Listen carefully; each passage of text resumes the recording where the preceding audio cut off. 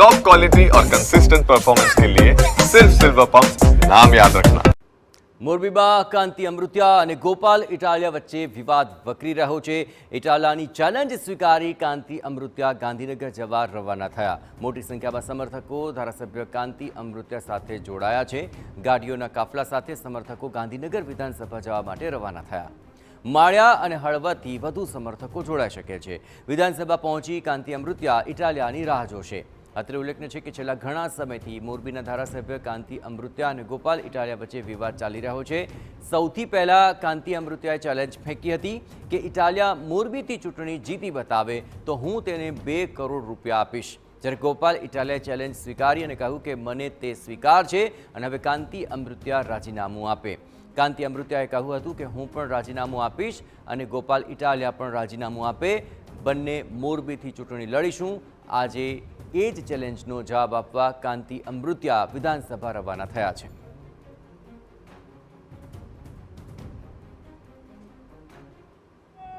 એક વિસાવદરની સીટ આવ્યા પછી આખા ગુજરાતમાં બાનમાં લેવા માટેનો પ્રયાસ, એમાં મોરબીમાં છેલ્લા થોડી ઘણી તકલીફ છે, હું સ્વીકારું। એના હિસાબે તંત્રને કામ ન કરવા દેવું, પ્રજાને ઉશ્કેરવાનું એક આખું પ્લાનિંગ હતું। એટલે એને મને એવું લાગ્યું કે આ બધે આવું કરશે તો મને એવું લાગે ગોપાલ ઇટાલિયા આવશે, અહીંયા આવશે, ઓલું આવશે, એના અભિમાન હતું, એની મેં ચેલેન્જ આપી, આજે ચેલેન્જ સ્વીકારવા જઉં છું।